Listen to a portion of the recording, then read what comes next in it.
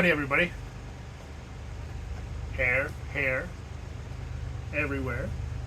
Now, I'm back for another one. But this time, I must say that I do not think that I can mentally comprehend bouncing back and forth between all the different books. As much fun as it may be, and I mean, believe me, it is, but it's also very confusing, so we might just stick to one instead of some of my other copies.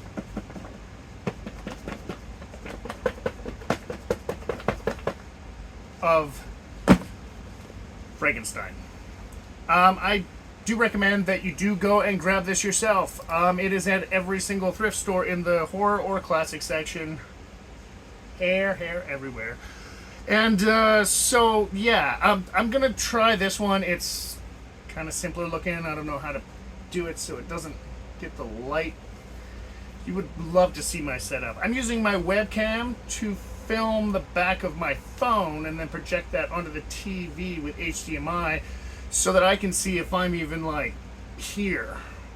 Also, I'm going to be working on my cinematography again and pausing for dramatic effects, to up the ante, make it upped.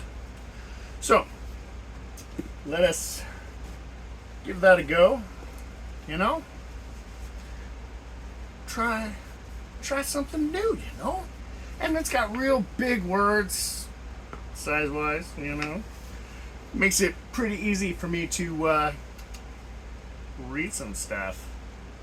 So this one, it starts with a picture of a boat, just in case you don't want to see that boat, rescued from the frozen sea. So this is probably not going to be the exact same as the other ones. I'm going to try to stop talking so much so I can actually read some, but all of these are like what I mentioned in the last video, but this one, I don't know what this is. This is just like an illustrated children's version. So the floating sheets of Arctic ice were slowly freezing together, threatening to crush the small sailing ship.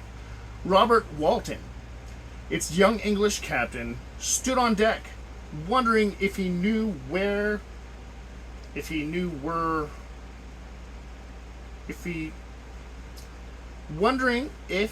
were wrong risking the lives of his brave crew for his own ambitions. To explore ocean ships had never sailed on and land had never been walked on. My reading comprehension is terrible today. Thank God it isn't the same day as the last video I took, He dreamed of the benefits of this discovery would have for all of mankind if he were to discover a sea route near the North Pole from Europe to Asia. Look at that, we got through a whole page, guys. Whew. Making progress. That wasn't a swear, that was a mumble. Walton had been born into wealth and could have chosen to spend his life in ease and luxury.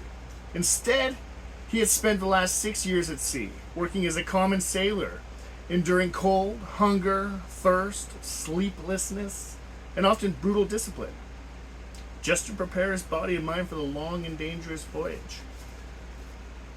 Well, this guy seems legit. But now, with the ice threatening his ship and the lives of his crew, it was doubtful whether or not any of them would ever see their homes and families in England again. An old book, right? England, of course. At about 2 o'clock in the afternoon, the thick, heavy fog had surrounded the ship, and all morning began to lift. As it did, a strange sight appeared on the side.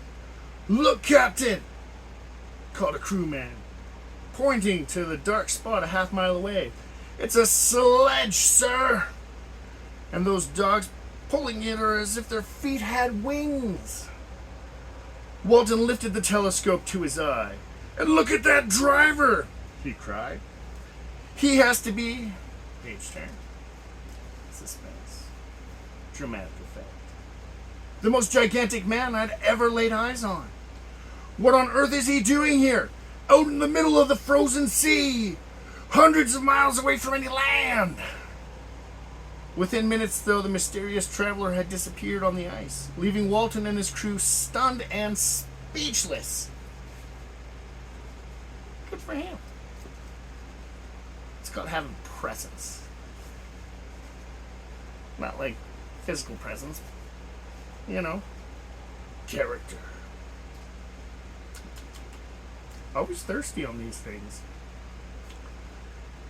The next morning at dawn, Walton came up on deck to find his sailors leaning over the rail, apparently talking to someone on the ice below. "What's happening, lads?" he asked as he joined them at the rail. "It's a sledge, sir," said a sailor, "much like the one we saw yesterday." Walton looked over the rail. There, frozen into a block of ice, drifting towards the ship was a sledge, a dog team, and a driver. All the dogs were dead except for one. Now that's just sad. That's just sad. It makes me wanna. It's okay, Who's okay? You didn't hear that. I should have put on your earbuds, your headphones, like this. Yeah, I'm sorry. You didn't hear that. You didn't hear that. Okay. There you go. Whew.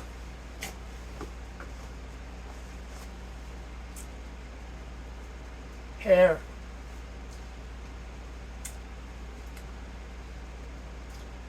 Anyways, yep. And its reins were being held limply by a frost-covered man as he paddled the block of ice with a piece of wood. He appeared to be barely alive. "This isn't the same sledge we saw yesterday," Walton told his men. "And this man is nothing at all like the gigantic creature that sped past us." "He is our captain," called one of the sailors to the man below. "Perhaps he can persuade you to come aboard." "Good Lord, man, you are near death," called Walton. "Let my men bring you up."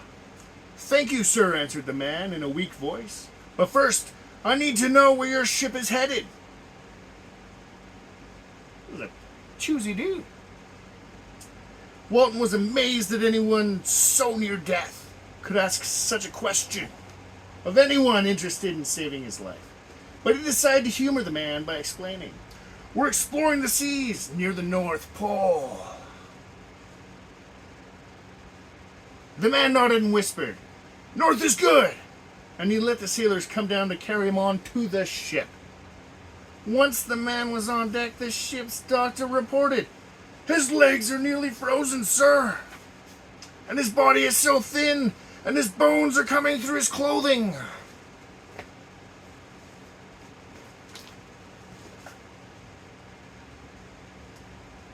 "Wrap him in blankets and lay him quietly near the stove," ordered Walton. "When he warms up, feed him a little soup. Then put him in my cabin. He'll be comfortable there, and I will care of him myself." For 2 days, the man didn't speak. I can demonstrate that right now.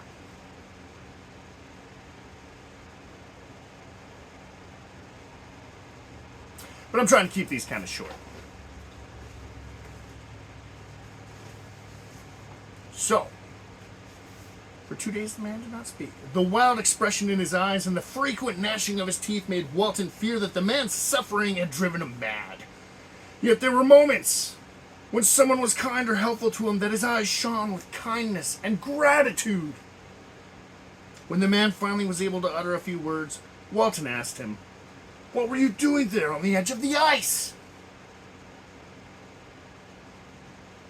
"In a sledge." The man's face immediately turned gloomy as he replied, "I'm looking for someone in a sledge very much like mine." "We saw him," Walton exclaimed. "Only the day before we picked you up." Whew, gotta turn the page. Metallica made a song about turning the page. It was so important. Holy. It's a big deal, folks. Otherwise, they wouldn't make whole songs about turning pages and listen like books and guru stuff. Sometimes you just gotta turn the page. Or the cheek. To each their own. At that news, the stranger's eyes opened wide, and he raised himself off the pillow. "Which way did that demon head?" he gasped. "How many dogs did he have? How much food? I must know, I must find him." Seems like a good place to stop, folks. This is your captain speaking.